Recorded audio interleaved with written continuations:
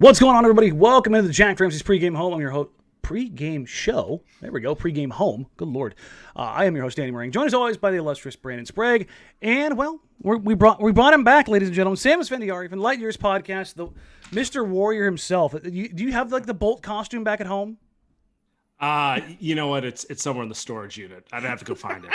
What's up, guys? How you doing? Not too bad, man. Appreciate you hopping on. Obviously, is that mascot still there? Is he still around? No, Thunder got retired when the Oklahoma City Thunder created the name. Oh.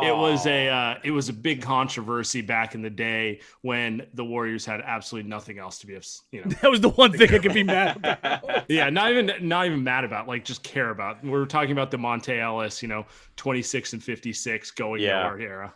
Yeah, that makes sense. Obviously, we've got you on here because the Blazers are in Golden State right now, getting ready to take on the Warriors for the first time in the regular season. Obviously, it was a early season meetup in the preseason where we had you on, and we kind of previewed what to expect from both teams. I think things are going according to plan in Golden State. Not so much in Portland. 1-8 on the road. They drop a game the other night to the Sacramento Kings. They got their post-Puke Walton coach firing bump against the Blazers, dropping 125 points. I gotta say, give us the rundown of what is making the Warriors so stupidly good to start this year. I mean, it's really everything at this point. Like, I don't even know where to start with it. Like, yes, screw you. Everything's going well. It's awesome. It really is. Like, yeah, they've had a favorable schedule off the bat, but they're also just kind of playing that well. I want to say they have won their last 8 home games by 20 points. They have been at home. Just everything's going well. Steph's playing like the MVP. Draymond, in my opinion, playing probably the best defense I've seen him play in about 5 years. Steve Kerr looks like he's having the most fun he's ever had. Every player on the bench seems to be contributing. I mean, I really don't mean to sound like a homer, but it's like, what do you want me to nitpick at this point? They're 16-2. Yeah, it's an example of running it back the right way versus what we're doing up here now. I mean, with changes. Yeah, with some changes. Sam, how much of the start are you surprised by, though? 16-2 is pretty damn impressive. I know a lot of people thought they could be really good, but is this about what you expected? 16-2 surprising me. I thought they'd get out to a good start when I looked at the schedule and I looked at how home heavy it was and just the way they closed last year. Something we debated was how much that 15-5 streak at the end of the season was real versus, just kind of beating up on mediocre teams. And I thought they found something there. Part of it was removing players like Kelly Oubre from the rotation. Part of it was some subtle tweaks that Steve Kerr made, like getting Jordan Poole more run, having finally someone next to Steph Curry who can dribble the ball. And they added players who kind of fit what they wanted to do. So I thought they'd get out to a good start, but I was thinking, I don't know, like through 18 games, like 12 wins would be phenomenal. 13 would be great. 16 I did not have. So when you look at this Warriors team right now, for anybody who's not familiar with how good they have been, they have the third best offense, trailing only Utah and Portland, and they're 0.3 points behind Portland. So they're right there nipping at their heels. Here's the difference. They have the number one defense in the league, net rating-wise, at 100.8, which is bonkers, going back 20 years, basically. If you've got a defensive rating sitting at 100, you're doing things pretty well, and that's a... let's see. Let me go and sort by defense here real quick. Oh, that's right. That's 2 whole points better than the Clippers. And the Clippers have been playing pretty damn good defensively overall, and that's more, I think, akin to pace than anything else with the Clippers, slowing things down a little bit. But this Warriors team, Sam, not unlike their title runs, third quarters, man. What is this third quarter voodoo that is happening with the Warriors right now? I mean, Steph said, I'm not going to tell you our secret. I kind of want to say they just turn up the intensity on defense. The misnomer about the Warriors during this whole run is, it's like the shooting, everything's about the shooting. And honestly, after about 2016, they've tended to rank somewhere around 10th in 3-point attempts. Like, they don't really get up threes that much. Obviously, Steph does. Clay, when healthy, does. A couple other players shoot it at a moderate clip, but they've always been kind of more about defense. And that's really what this year's been around. It's everyone on this rotation, or I shouldn't say everyone, almost everyone is kind of a multi-positional wing defender. And then you have Draymond kind of quarterbacking the whole thing from the back line. And yeah, I mean, they do look like the 2015 Warriors, at least on the defensive end. If somebody hasn't watched the Warriors, Sam, who are a couple players that you would just say don't really get a lot of the love? Because obviously Draymond and Steph, they're going to get a lot of the attention. Andrew Wiggins can have a night. But who maybe a couple other players, if people haven't tuned in to what this team has been this year, would Blazer fans say, oh, that's right, Sam mentioned him on the pod pregame? Jordan Poole, he is really coming into his own. He both starts next to Steph and is the point guard with the second unit. He's playing himself into a sticky situation on the Warriors have to figure out if they can extend him next year. But, that's a year and a half down the road, so you don't need to worry about that right now.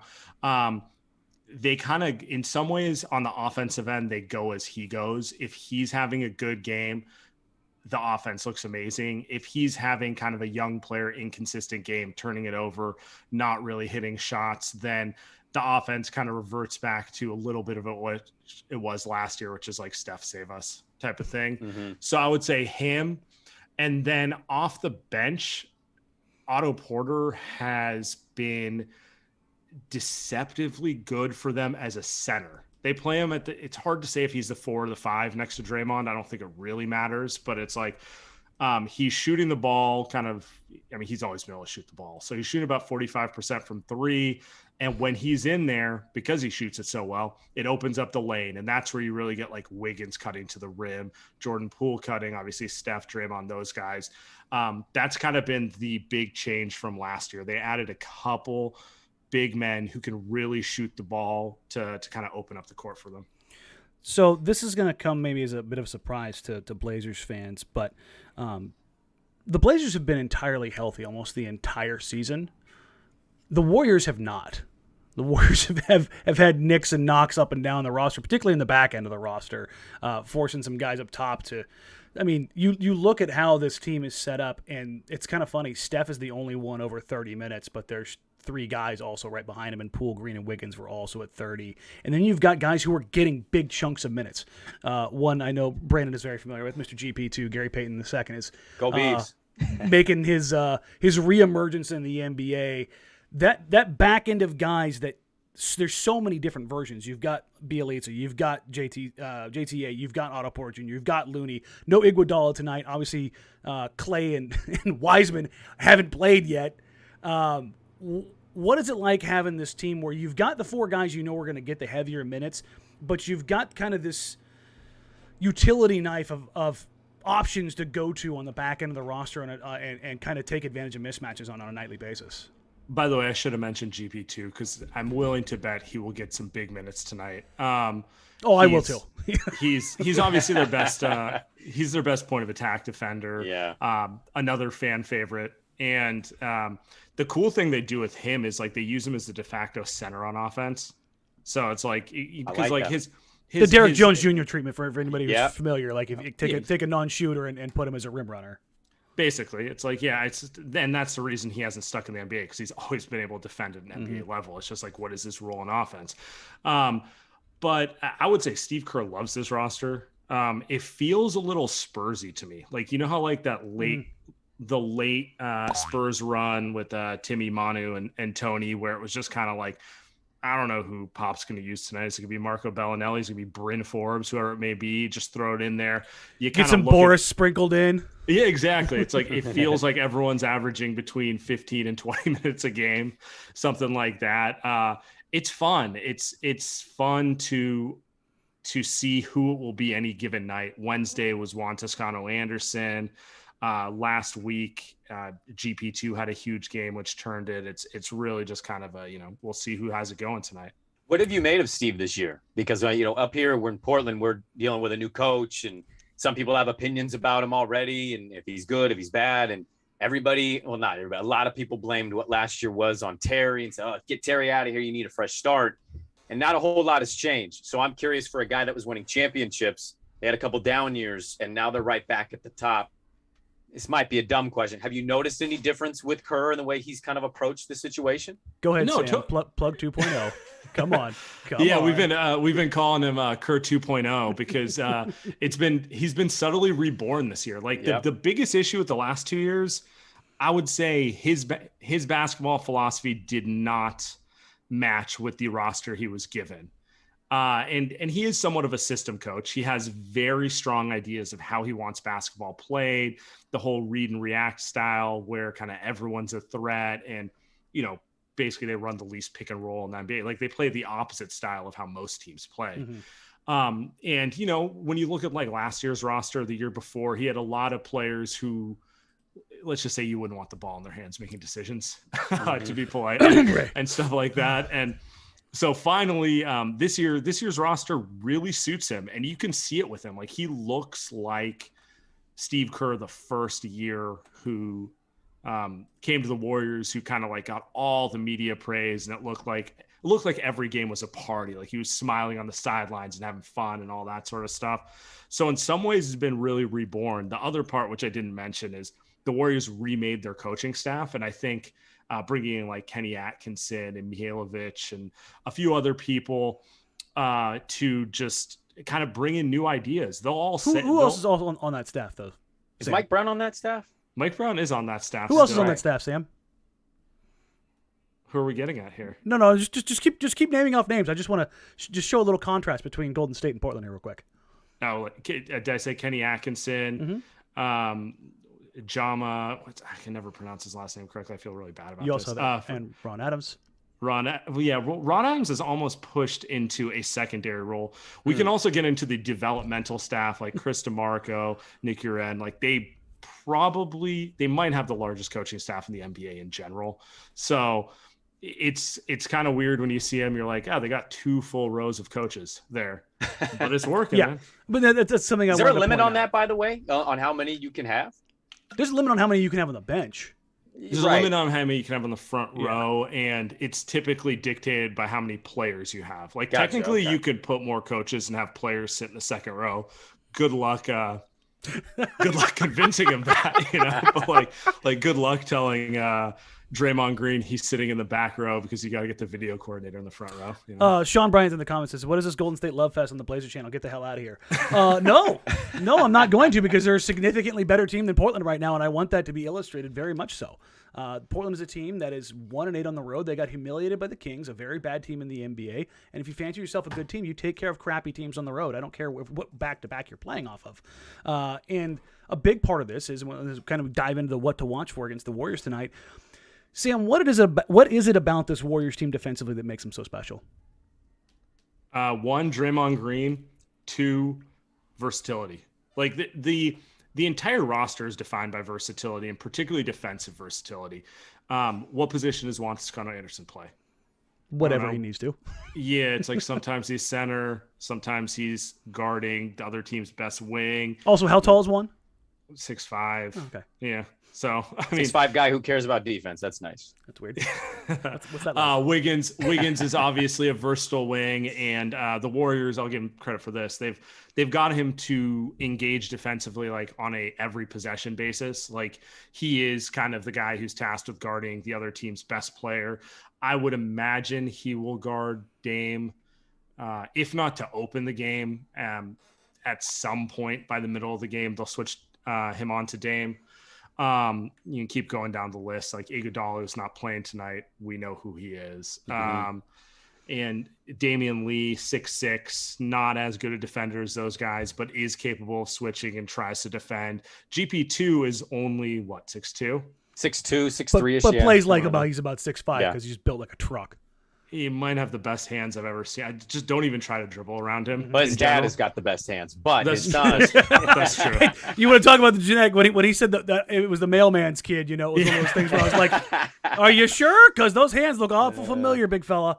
And obviously we've gotten this far. We haven't mentioned a single bit of Kuminga, who might end up being the next best. He's actually broken into the rotation because of that. Yeah.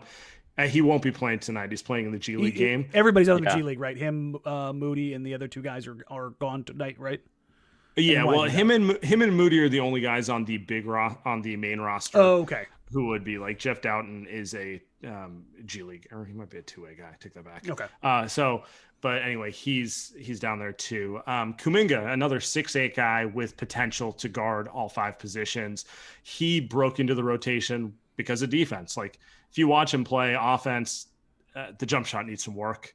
It's very much like a teenager with raw skill versus actually being NBA ready on offense. But he is an athlete, and they can get him to defend. And so like against the Bulls a couple of weeks ago, they stuck him in there and stuck him right on DeMar DeRozan for 4 or 5 minutes just to see what he could do. What I'm getting at is like the entire roster is really just Steph Curry, Jordan Poole, and everyone else can be classified basically as a wing. Now, Sam, you'd want Kevin Durant all day, right? Like nobody would refute that. But is there an element of losing KD and going through the kind of rebuilding or retooling of the roster around the main guys that maybe revitalized the Myers and a Kerr a little bit? You say Kerr 2.0. Bob, obviously a great roster builder. Like, would you say losing KD? They had a couple of down years there, but look, they're right at the top again. Do you think it sucks to lose KD? But hey, we can do this again. We're capable of this. I think when you step back, they learned a lot over the last 2 years. Like as you recall, they lose KD and they get D'Angelo Russell in a sign and trade. D'Angelo's very talented, but not really a fit for what they like to do. The D'Lo era didn't really go. They trade him for Andrew Wiggins, who at that time is the most toxic contract in the NBA. Turns out that they can get Wiggins to at least engage and play defensively. Like he still has the same issues in terms of shot creation that he had in the past, but they put him in a situation where it works. So I think in losing KD, they went through a lot of growing pains there, but really kind of discovered what works for them and what doesn't. And it took them a couple off seasons, and who knows how much COVID really played into that. Like the whole thing's just a weird scenario, especially with Clay getting that second injury. Like they initially planned like, okay, well, Clay's out this year and boom, Steph breaks his hand in game 4. All right, we'll just tank this year, kind of turn our roster over and we're all in next year. Then, pandemic hits, Clay tears his Achilles, and it turns into a 2-year thing.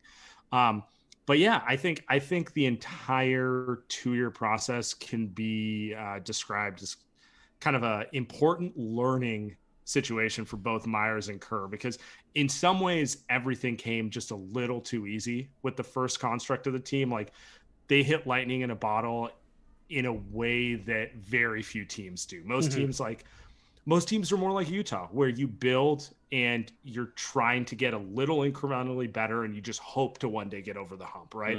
The Warriors, it felt like they hit lightning in a bottle, and all of a sudden they go from kind of where Portland is right now, which is like a lower tier playoff team, to an absolute juggernaut. So they skipped a few steps. Maybe even they traveled at a light year's pace, right? Yeah. It's kind of funny when you think about it. The KD circumstance happens in a once in a lifetime kind of situation with the CBA, and then again, and this isn't necessarily to say it's a good thing, but fortuitous in the circumstances is that the 2-year rebuild was not an actual 2 calendar years through COVID. So you had the compressed years. So you don't take 2 years off of Steph. You don't take 2 actual calendar years off Draymond, which when you get a little bit older, those years start to get real compressed real fast when you start talking about the mileage those 2 guys have, because they played so many games, played so many minutes, played so deep for so long. Does a part of you wonder how much gas is left in the tank for those 2 guys? More Draymond than Steph. In some ways, the COVID break and them just being so bad they didn't even qualify for the bubble really helped. Like Steph got a lot of time off for basketball. It's like we joke about it. It's like when Michael Jordan went to play baseball type of thing. But it's like that type of break. I mean, he wasn't putting miles on his body. He was working out and doing basketball specific stuff, but it's still just not the same as competing in an NBA game, right? I'm not necessarily concerned about him because he's a freak in terms of just like the weird workouts he does. And he's kind of a late bloomer physically too. Like he should be a guy who plays well for another 3-4 years. I would say well, I mean like at this like best player on a really good team level. Well, Draymond is always a little more worrisome. Like, this is the best he's looked physically probably since 2016. And that's great, but just the nature of his role and the fact that he's undersized, it's always a concern. Like, he's 6'6", he's banging with bigger guys, he plays a more physical style. Traditionally, that's not the guy who ages the best, right? Yeah. Well, let me ask you this, Sam. Portland coming in tonight. Danny's already said this a couple games ago. There's a lot of people that kind of have this vibe that Portland's the kind of team to lose to the Kings and then somehow beat the Warriors in Golden State. How do you think Golden State is viewing this? Dame coming to town, by you, the most underrated player in the NBA, coming to town. For people wondering, I have the tweet up on the screen now. Let me go ahead. This is from Sam earlier today. Look, I'm just going to say you have a lot of great tweets. That one I had to read 3 times to make sure I read that properly. But how do you think they're viewing it? How do you think they're viewing Portland coming in? You have to view it through the context of outside of your Portland bubble. Oh, I think he's underrated. Okay. I think he's underrated in context of the league. That does not mean I like the team you guys have assembled with him and Dame and, well, let's just say run back the same cast for like 8 years in a row, or just like facsimile of it. It's like, let's see if we can replace this player with the exact same type of player. Anyway, that's a different thing. I mean, I mean, let me read this tweet out loud for anybody who might be listening to the audio version later on. This is from Sam Esfandiari, at Sam Esfandiari. CJ's definitely the most underrated player in the league, though. And then in brackets, insert hipster ironic, but not really being ironic meme. End brackets. So there we go. Danny didn't see this either, Sam. I had to tell Danny. I legitimately thought it was you were saying no one bats 1,000. That it was Brandon was saying CJ said something. I was like, oh god, did he go out there and do some like Nurk type stuff and like do a cryptic tweet? What's going on here? So, do you guys just not think he's a good player? Or, no. I think he's a good scorer. Okay. That's about it. So we had after the Kings game where he was 6 of 20 and pretty much a dumpster fire on every level. There was a cleansing, so to speak, I think, in the post game, and I don't think anybody. Well, that's not true because I know some people that think he's a bad player. He's never been a bad player. He's just been very, very, very limited in what he does. Is the things he does well, he does incredibly well. And when I say bad, I mean contextually to 20-point per game scores. I don't mean bad. Everyone's obviously a very good player. So this is a tweet that I put out, and I think it kind of pertains to you because Clay's been a long time Warrior, obviously. CJ's the only 20-point per game scorer with a career free throw rate below .16, other than Clay. And CJ's been playing basketball for the last 2 years. CJ's has 5 years as a 20-point per game scorer with a free throw rate under .16. Yeah, he doesn't get to the line. So when he's not scoring, and he's not a fringe All-NBA defender, he's not one of the 5 best shooters of all time. When people are like, I don't know how much difference there is between Clay and CJ, I want to put my face through a plate glass window. Because they're sounds too painful for you. Just so we're clear, I did not say he's better than Klay Thompson. No. I get people. At least I get people who are like, oh no, I think CJ and Clay are on the same level. It's just they need to figure some things out. And it's like, no, guys, no. There's a drastic difference between those two players. Could CJ be more valuable and get more shine and be more involved if he was not alongside Damian Lillard? Yes. Is he still going to be a Hall of Famer like Klay Thompson? No. Big guess. Okay. So. All right. That's all. That's my framing of CJ. CJ, very good player, but not that dude. So are we betting Portland money line then? Okay. To the original question. I would not. I took the I would not touch the money line. Okay. All right. Let's jump into that real quick since we already kind of teased it a little bit because the numbers were a little bit off of what I expected tonight. Where did I put it? Jacked up stat of the night. Jacked up line of the night. Blazers, when I checked it, +6 at -105. Straight up at +205. Over under 225. I took the over, even though the Warriors' defense is pretty spicy. And I don't expect Jusuf Nurkic to have a 25-17 night again. I don't think that's on the menu, but I do expect CJ to have a little bit of a bounce back. I don't think Nurkic will play 25 minutes tonight. Oh. So, correct me if I'm wrong here, Sam, in my thought process here. The idea of Jusuf Nurkic, a big who should be able to take advantage of mismatches in size, is something that the Warriors don't currently have an answer for. Not really. I don't actually think that's a problem because I think Draymond guards those guys well. Like, you would need to do it at a much higher level than Nurkic traditionally does for me to Yes. consider that an issue. You would also need to find a way to slow down the pace because the Warriors' counter to those type of players is to try to force turnovers and run. And speed it up. Yeah, because it's like that. Yes, if you let Nurkic take his time in the half court, he's gonna give the Warriors problems, right? Just like any big man with some semblance of an inside game and just size and brute force would. They're always going to try to turn those players around and just kind of run them off the floor. And I mean, look, Nurkic is a lot better than Andre Drummond, but Drummond had success against a hungover Warriors team in the first half, and the Warriors just like, yeah, no more. We're going to just turn up the intensity and run him off the court, right? And that's kind of been the theme all year with any team who tries to play kind of a traditional five, which is really not that many teams anymore. It's true. And then that's why it's one of those things where I look at it and I go, if I'm trying to beat the Warriors, I'm not trying to, particularly the when Clay is healthy Warriors, I'm not trying to shoot with them.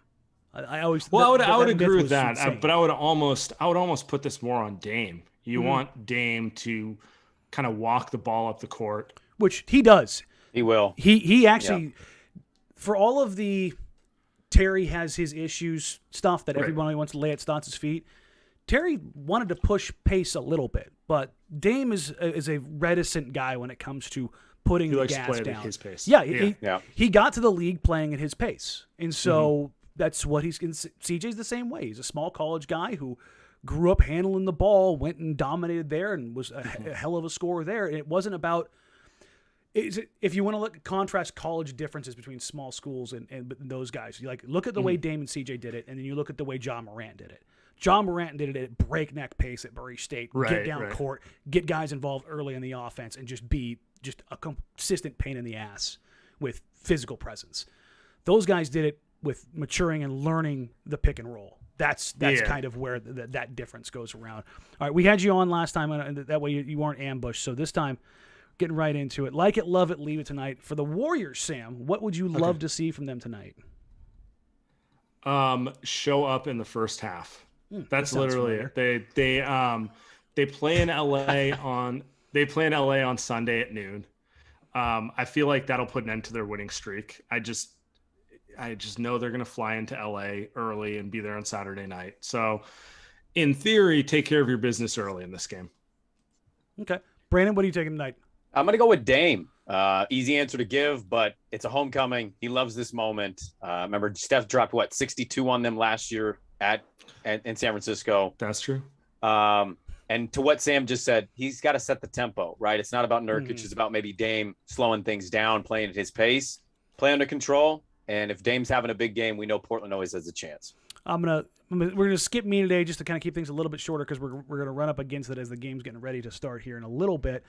Sam, what are you gonna take for your like it tonight?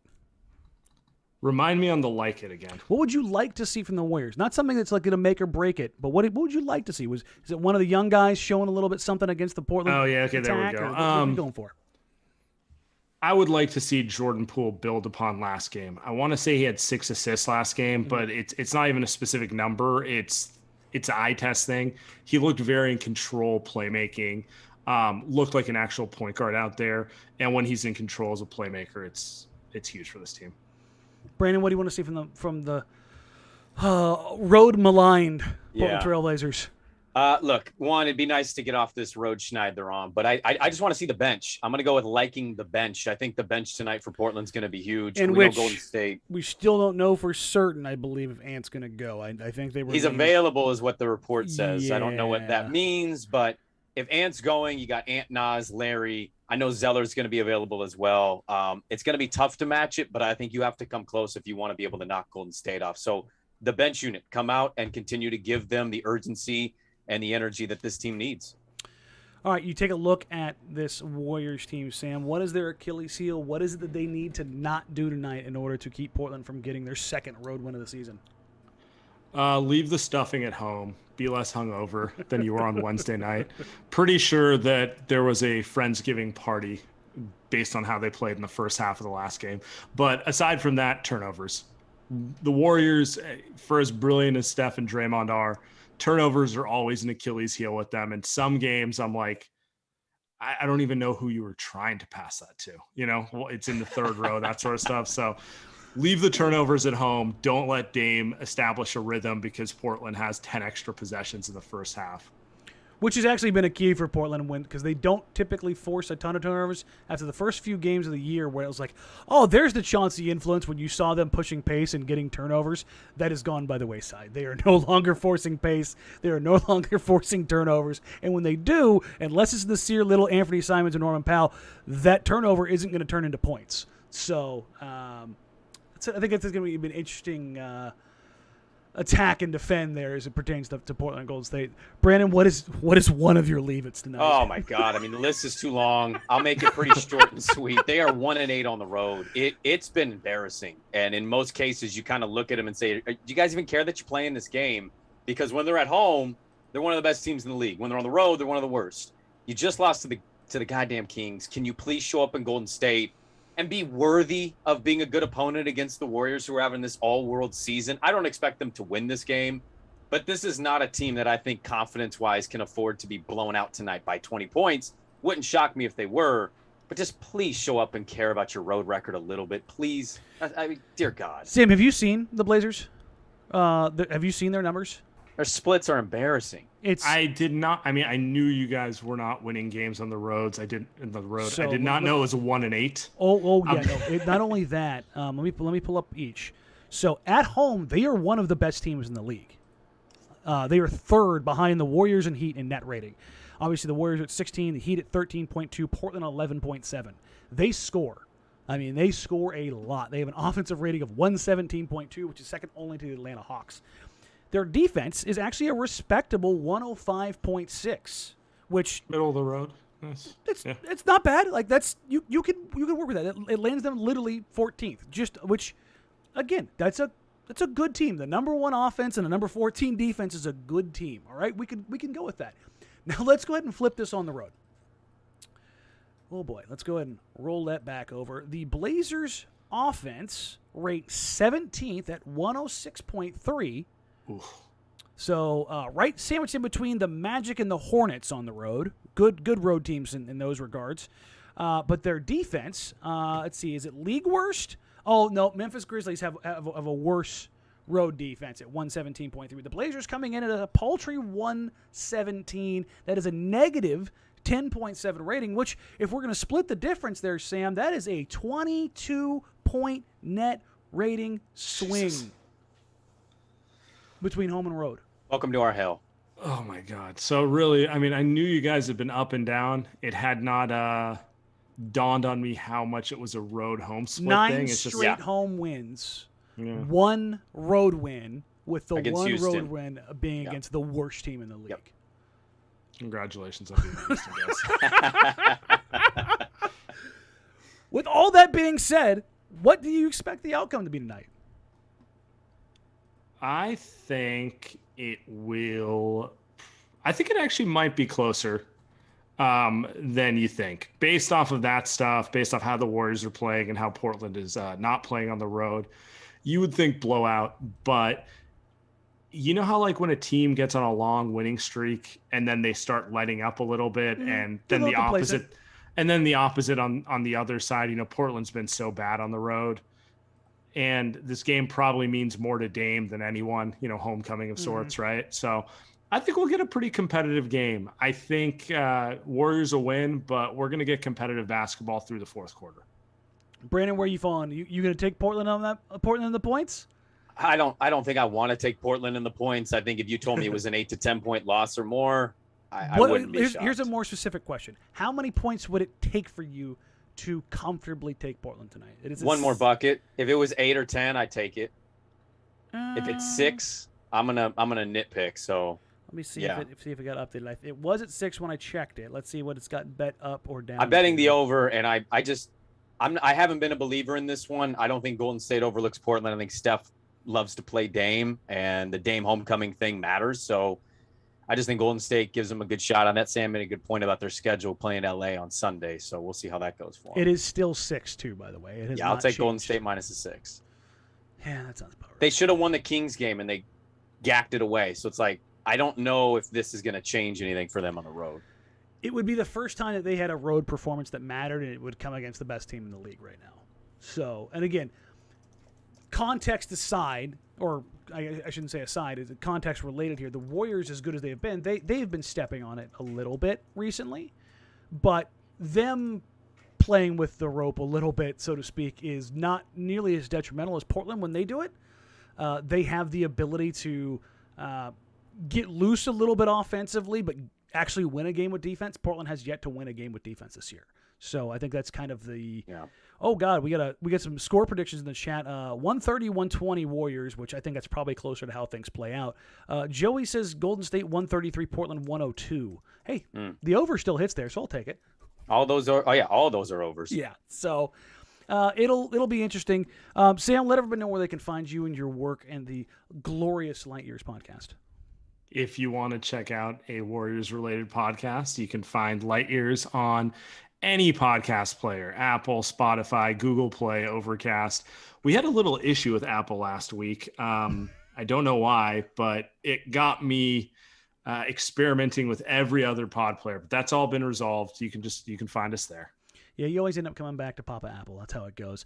For anybody else wondering, Sam will also be partaking in the live stream partnership that we have going with Blue Wire here next month too. So if you guys want to go watch a Warriors broadcast alongside a Blazers broadcast, make sure you subscribe and be a part of their sweet deal out there. Do we have a Warriors-Blazers game in December? If we do, we should probably do a joint broadcast, shouldn't we? December 8th. Okay, but we can talk about this. Yeah, we're gonna have to talk offline about that and see if we can. That's in 2 weeks, right? Yeah. You guys should be up and running there. There's some potential. Yeah. Well, so there you go, folks. We may have a little joint session between the Warriors and Blazers there, between Light Years and Jack Ramsays. Follow Sam. I know there's a bunch of you closet Warriors fans. You guys DM me all the time. You bunch of monsters. Again, thank you, Sam, for hopping on. I appreciate you. Hopefully, we'll be able to have you back again for that 8th rematch. It always feels like when we do play each other, it's always in like these close bursts. Like one team does a road trip down the coast, the other one does a road trip down the coast, and it's like back and forth for a little while. But we'll get out of here on that. You can find Brandon and I on social media at Danny Marang, at Brandon Sprague. You can find Sam at Sam Esfandiari, at Jack Ramsays, and then at Light Years Pod, LIGHTYRSPOD, because somebody else probably stole his handle like they stole my IG handle. It happens. That's true. All right, guys. I appreciate you guys.